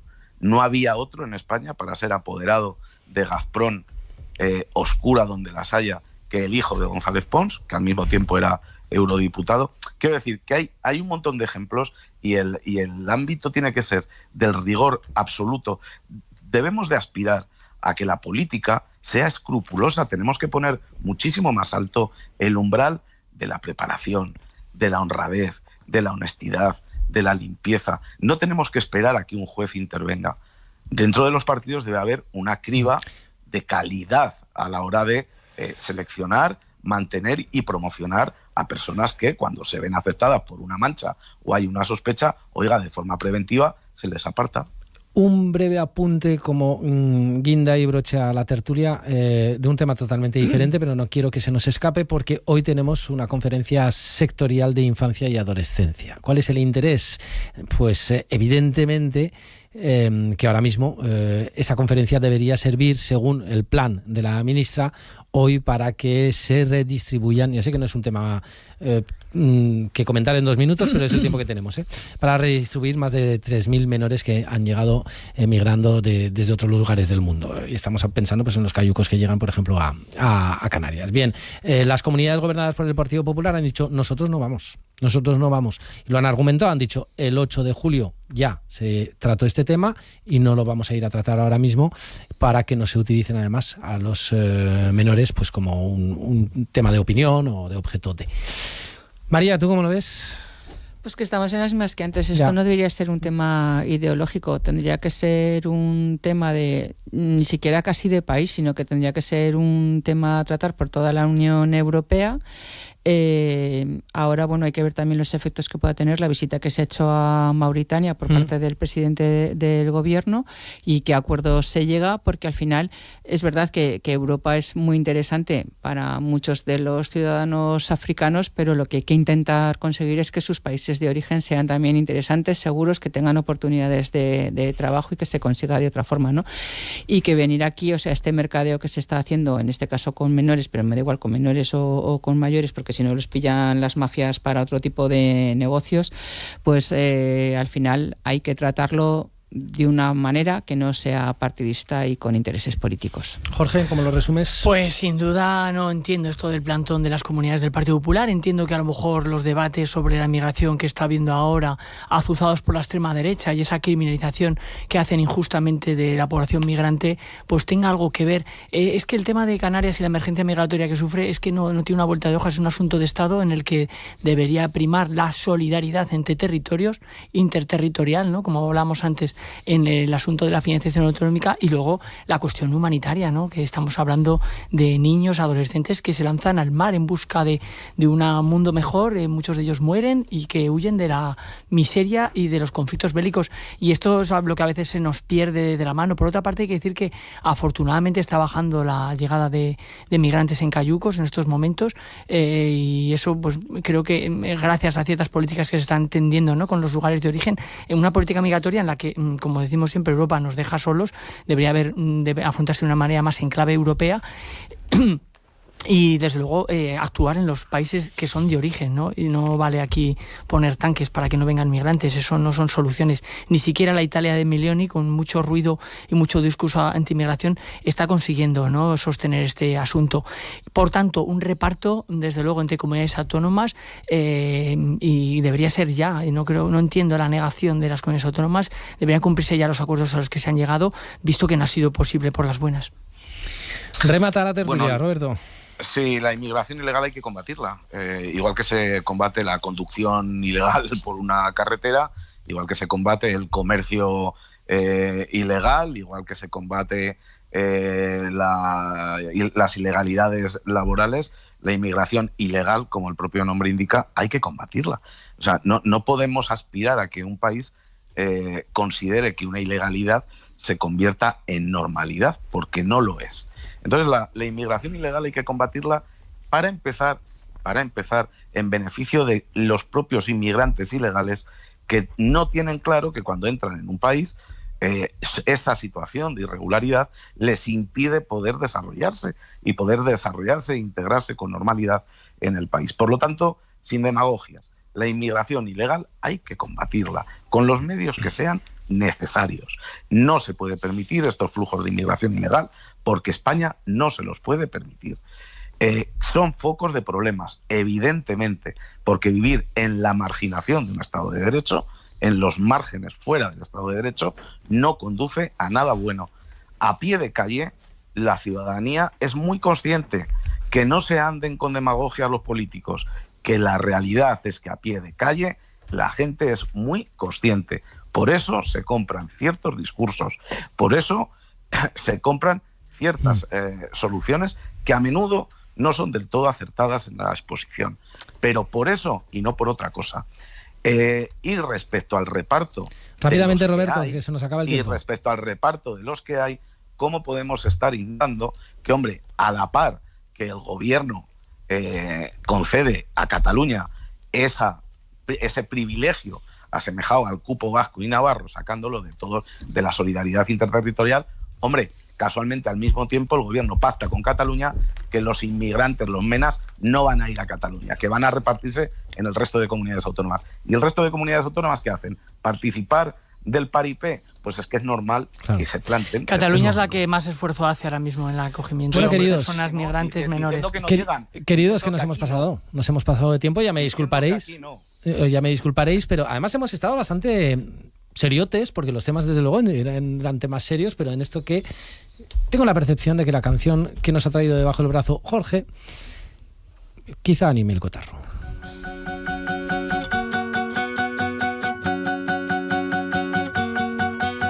Siempre me suicido en lo que me importa. Volvería a hacerlo mal y eso lo sé de sobra. Es la parte 4 de la misma historia. Me crucé con tus amigas, no me soporta. Normal, ya lo sé, estuvo mal, fatal. Yo también me odié. Ya lo hablamos muy de vez en cuando. ¿Qué tal estás? Más o menos. Si le pusiéramos el micrófono para que la cantara, Jorge, aquí se nos venía arriba, ¿eh? Bueno, cuéntanos, ¿quién, por qué, cuándo? Canción, título, como dice la canción, y lo repite, Normal, del grupo madrileño de indie rock Carolina Durante.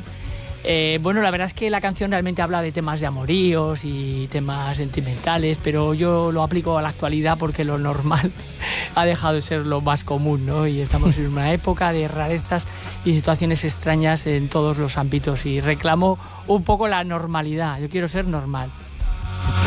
Yo también me odié.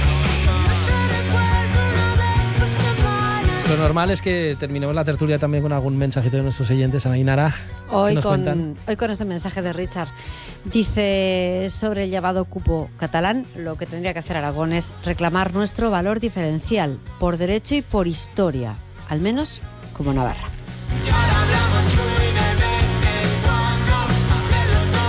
Roberto Pérez, que pondremos un tranvía hasta Calatayud, entonces. No. Vale. No Había entendido eso. Ahí lo que tiene que haber es buenos. Hay ave. Claro. Lo que tiene que haber es más aves, tarifas, cuanto más bajas mejor, y mirar hacia Madrid, que miramos demasiado hacia Zaragoza. Desde luego, los de Calatayud. Hay que mirar más a Madrid también. Roberto Pérez, muchísimas gracias.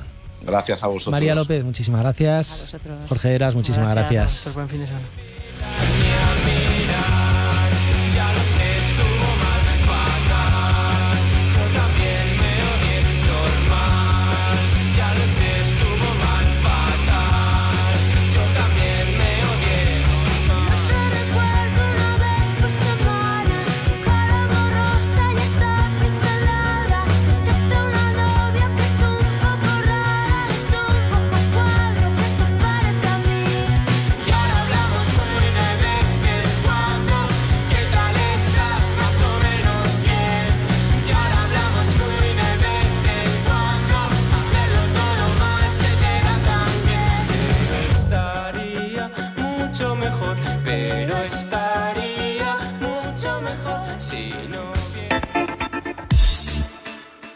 Hemos encontrado un nuevo sabor. Un sabor que ya existía, pero que quizá se había olvidado. ¿Y cómo se consigue? Con tierra de verdad, agua de verdad y personas de verdad. Aragón es de verdad y sus alimentos saben de verdad. Aragón, sabor de verdad. Gobierno de Aragón.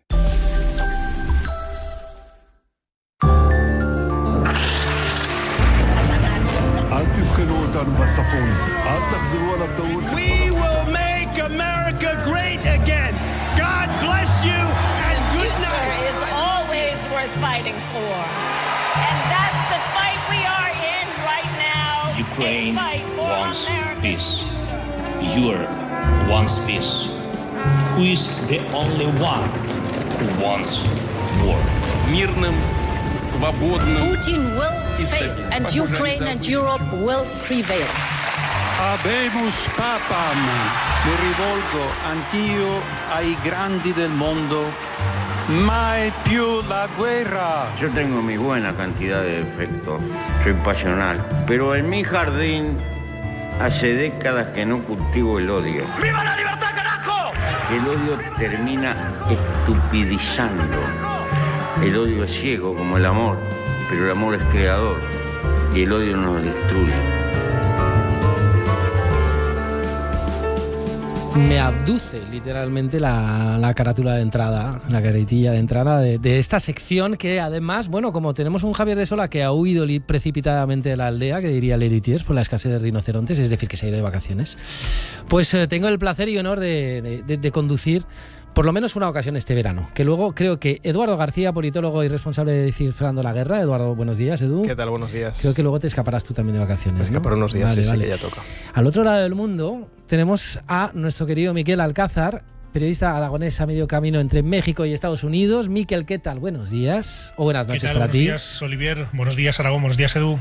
Qué buen reencuentro el tuyo y el mío también, ¿eh?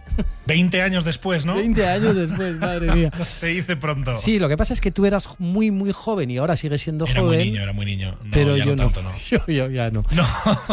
Por cierto, yo creo que tenía 16 añitos, pero sí. Sí, una cosa así, cuando nos encontrábamos, compartíamos ya micrófonos. Sí. Y ya eras bueno, o sea que ahí lo dejo. ya eras un crack, con 16 años. Por cierto, claro, yo os he estado escuchando siempre todas las tertulias con Javier de Sola. Y claro, esta carátula de entrada, yo decía, qué buena es, qué bien trabajada está y demás, los compañeros de producción. Y de repente me ha venido ahora mismo que la música que la sostiene es de la serie Homeland, ¿no? Claro, es la de Homeland. No lo he visto, hay que actualizarla de todas maneras, porque... Kamala Harris igual ya no toca, ¿no? por eso. La escuchamos más aquí que en todo Estados Unidos ahora mismo, me parece. Sí, efectivamente. Pero como música es muchísimo mejor que la diplomática, que ahora mismo está batallando por los semis. Bueno, vamos a abrir esta ya última tertulia internacional de la temporada. No quiero decir con esto que vayamos a dejar de estar pendientes de las cosas que pasan en el mundo, pero lo vamos a estar de otra manera. Les daremos, por lo tanto, como decíamos, vacaciones a nuestros periodistas aragoneses, los que os tenemos repartidos como chinchetas en el mapamundi por todo el mundo, y aquellos que habéis hecho posibles esta sección a lo largo del año. Mavi Doñate, Rafa de Miguel, Miquel, Eduardo, Enrique Serveto, Pilar Cebrián, en fin, una larga lista y interesantísima siempre de escucharos. Yo lo he hecho, os aseguro, cada jueves, ¿no? Así que vamos a empezar como es tradición. Miquel, ¿qué cuentan esta mañana los periódicos en Estados Unidos?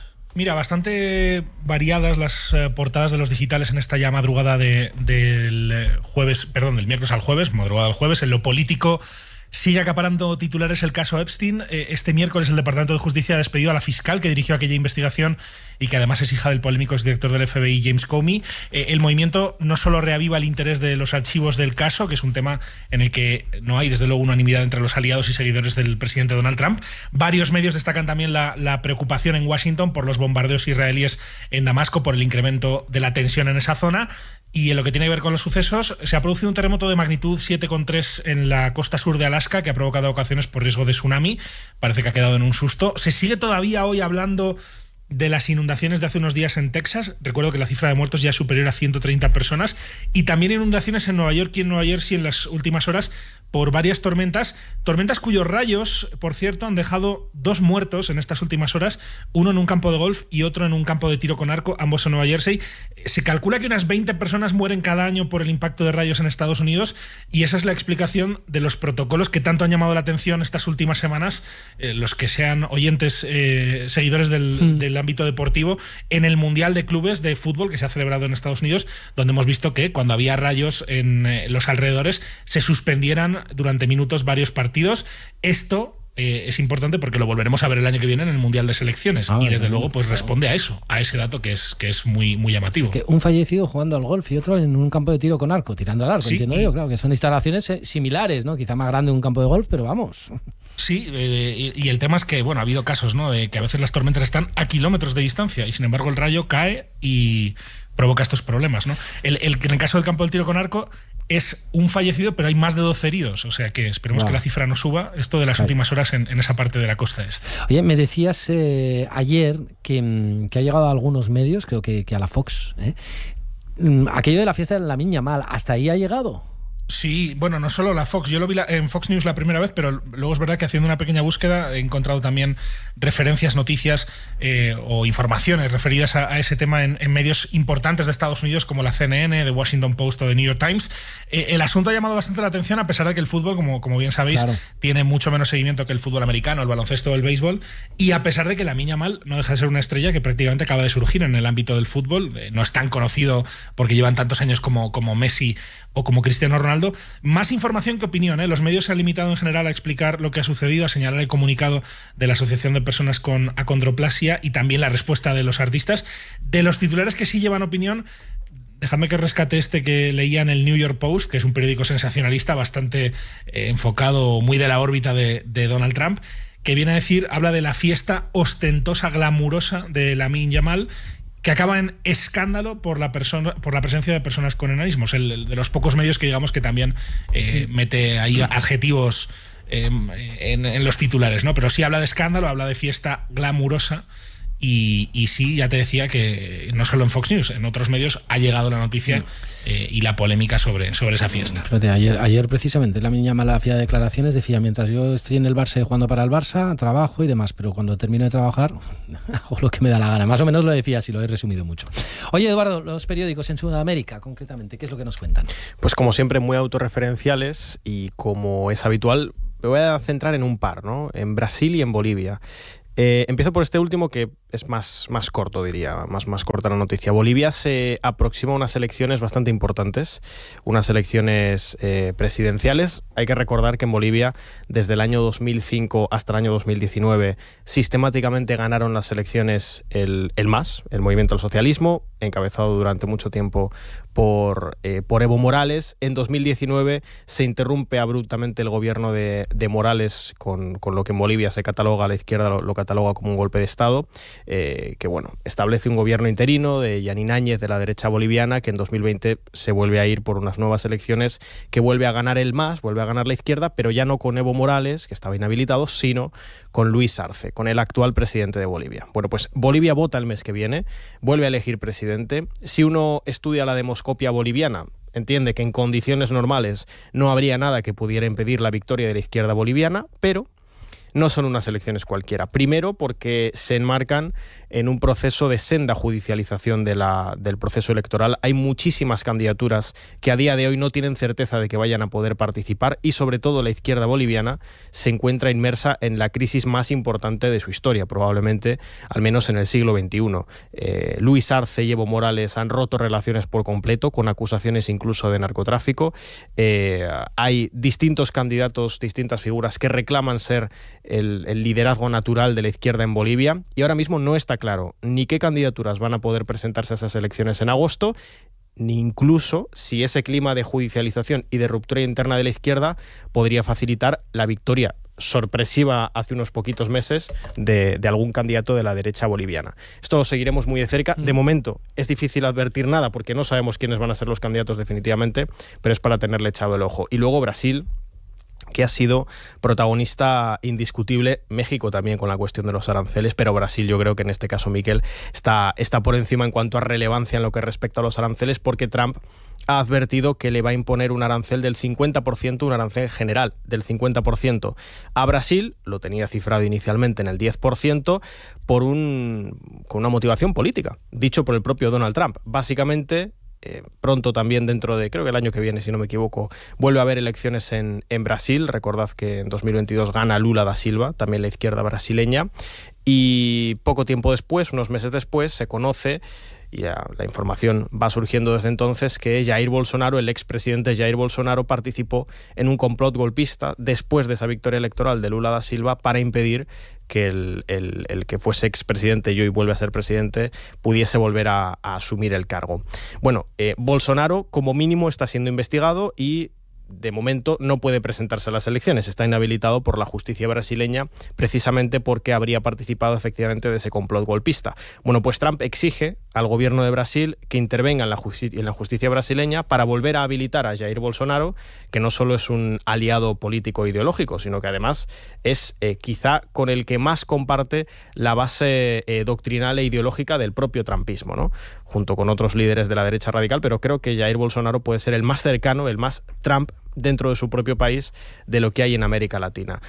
Amenaza Trump con este arancel del 50% si no se cumplen estas exigencias. Brasil, el gobierno de Brasil, el gobierno de Lula da Silva, ya ha respondido pues que evidentemente no tiene intención de ceder y que aplicará aranceles recíprocos. Lo que pasa es que igual si Estados Unidos va realmente a una guerra comercial sostenida con Brasil, no sé yo si el gigante latinoamericano va a poder resistirlo durante muchísimo tiempo. Cosas veredes, de verdad. La verdad es que Trump, bueno, claro, es que ha sido protagonista en tantos sentidos, hasta en el Mundial de Clubes que estáis mencionando, ¿verdad, Miquel?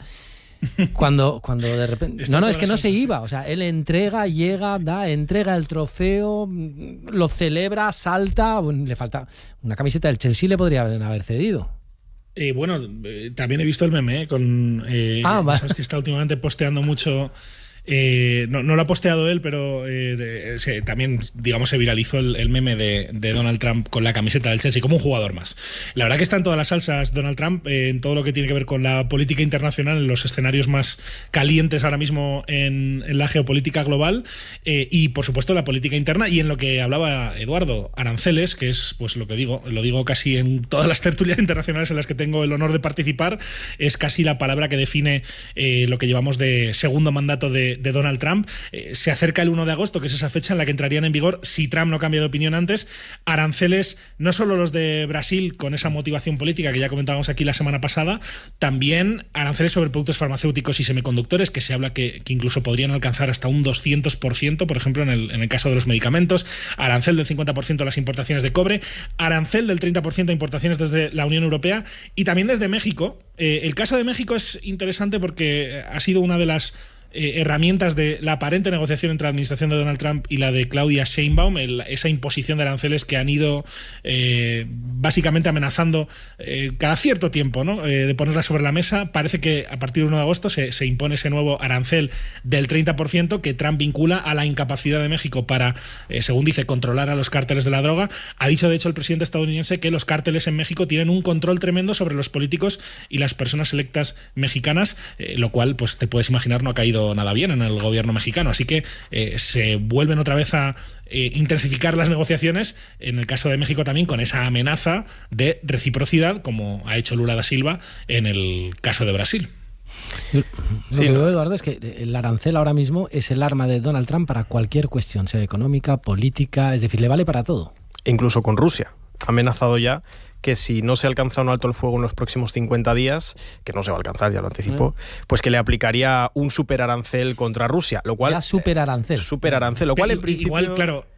Perdona, Edu, ten en cuenta que importa Estados Unidos de Rusia, seguramente prácticamente es residual, ¿no? Pero ten en cuenta que el 80%, creo que era el dato, de las exportaciones de México van a Estados Unidos. Es decir, es incalculable, ¿no? El daño que le puede hacer a la economía mexicana un arancel generalizado de Estados Unidos, en este caso a las importaciones de México.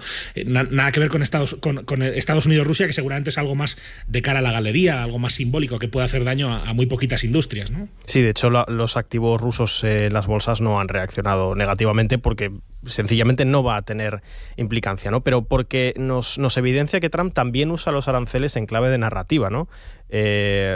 Ahora mismo Trump, que cambia su discurso con respecto a Rusia y Ucrania sistemáticamente porque responde también a dinámicas políticas internas dentro de Estados Unidos y del Partido Republicano, lo que ha confirmado es que va a haber un nuevo envío de ayuda, de armamento, en concreto de baterías Patriot, a Ucrania. Y aquí lo interesante es ver cómo se hace la logística y cómo es la cronología de estos envíos, porque no es que Estados Unidos vaya a enviar estos sistemas, estas baterías Patriot a Ucrania, que por cierto, si no son parte de un envío integral a Kiev, pues realmente no deberían tener grandes implicancias en los frentes de batalla, que como venimos diciendo desde hace ya muchísimos meses, Rusia sigue consiguiendo avances importantes, sistemáticos. De hecho, hace poco logró embolsar en torno a Pokrovsk, que es un lugar muy importante en el frente de Donetsk.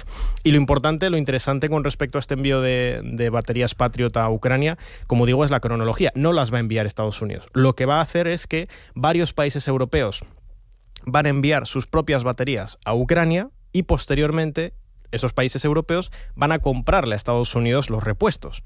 Es decir, que Estados Unidos, de facto, Donald Trump está anunciando un envío de ayuda a Ucrania que en realidad lo van a hacer los europeos, porque sí, se trata de baterías estadounidenses que entregan los europeos y que luego los propios europeos le compran sus repuestos a Estados Unidos. O sea que en realidad, con esto ya termino, creo que lo que evidencia también o lo que ha sido protagonista del mandato de Trump, uno de los grandes elementos desde que asume, es su particular relación con Europa.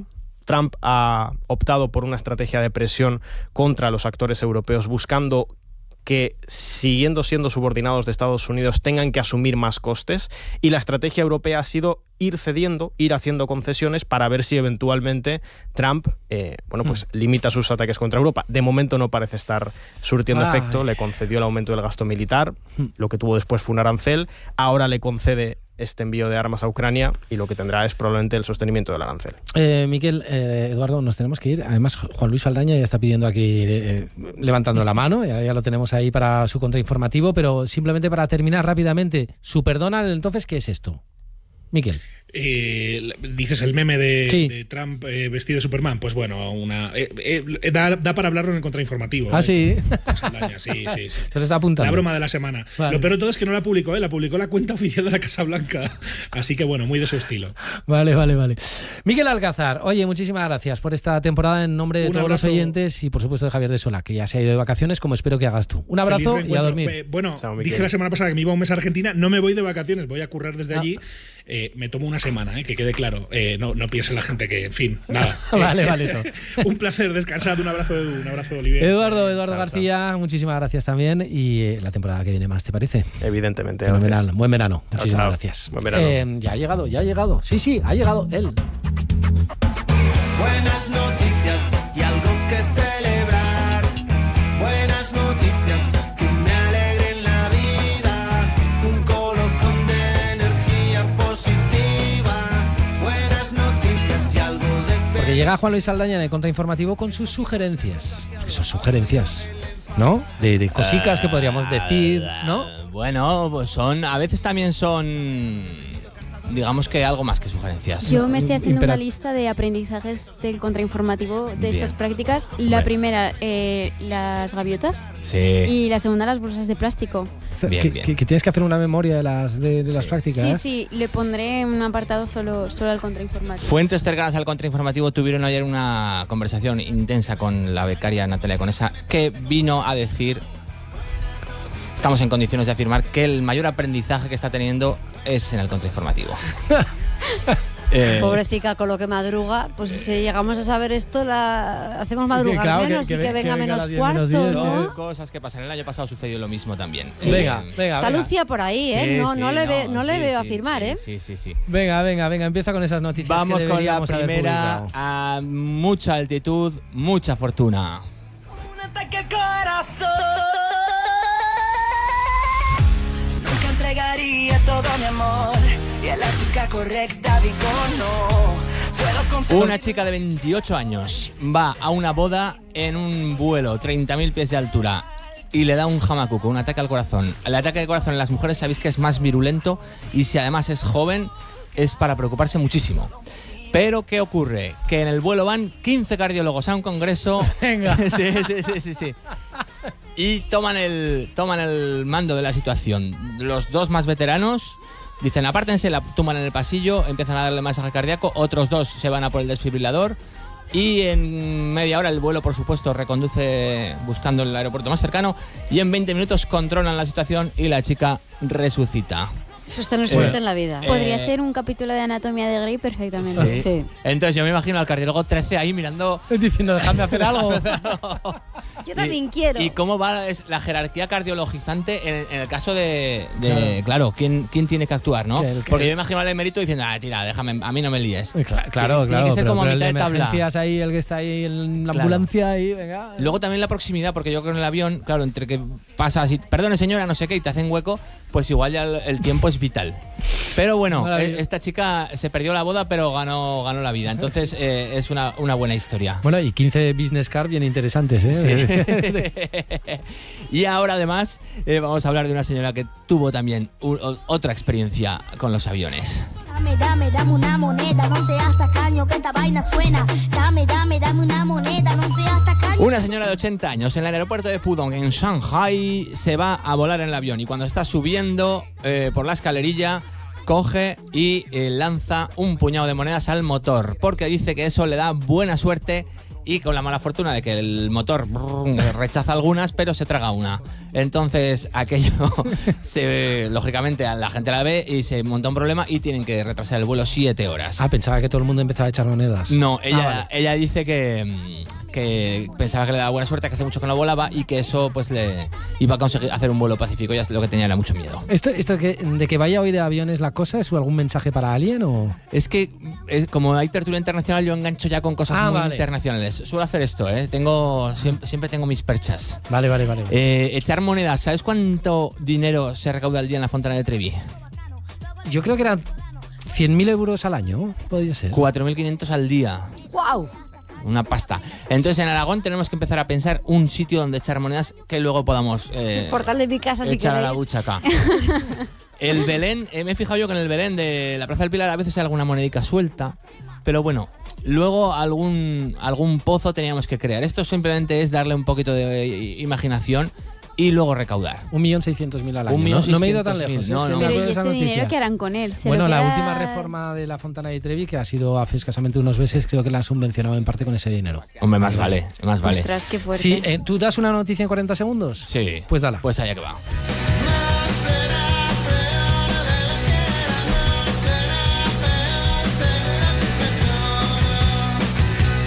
En Key West, Florida, un tipo roba un coche, se mete en un tren, causa pánico, lleva encima metanfetamina, monta muchos follones, lo detienen y le dicen, ¿pero qué haces, hijo mío? Y dice, es que es mi cumpleaños. ¿Qué os parece?